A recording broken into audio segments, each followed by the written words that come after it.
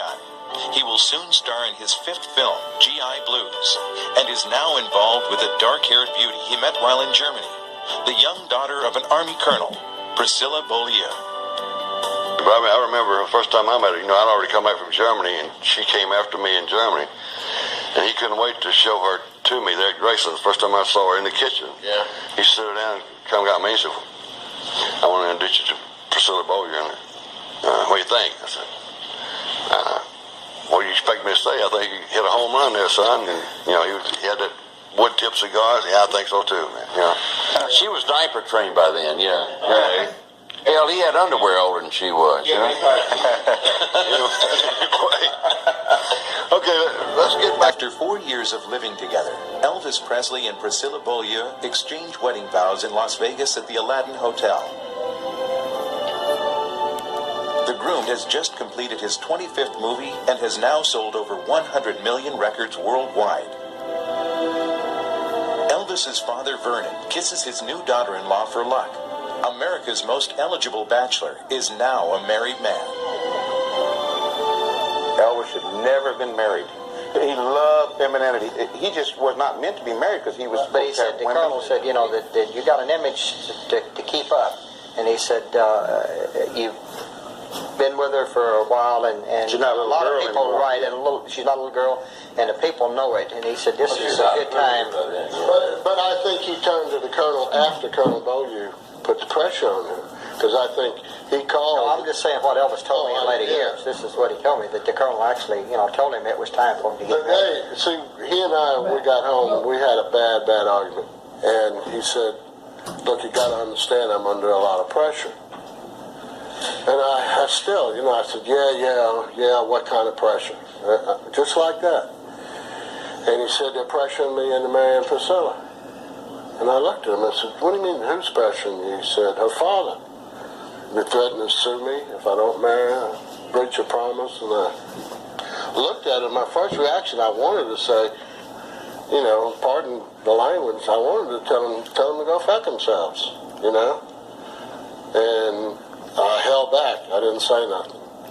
I still was in that mood, and he says, I'm going to have to do it. And by then, I'm sure he had already talked to the colonel. Let's face it, from the time Elvis became famous until the very end, he never, at any point, stopped seeing other women, including with Priscilla. Exactly. He never stopped. He was having her around when he wanted her around, see?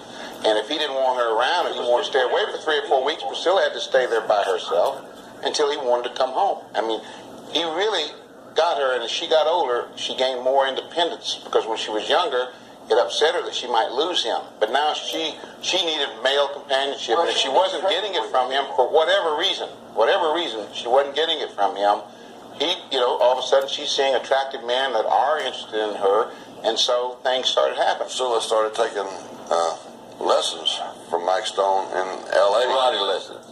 And Elvis was very impressed with Mike Stone, because he had like 93 or 96 bouts as a black belt, and he never lost one. He had never lost one bout. And first, he was teaching her, and it just turned into something else, and it evolved into an affair. Mike Stone was married at the time. It broke up his marriage. So it just went from bad to worse there for a little while. They happen. That's, And Elvis started talking to us about this guy breaking up his home.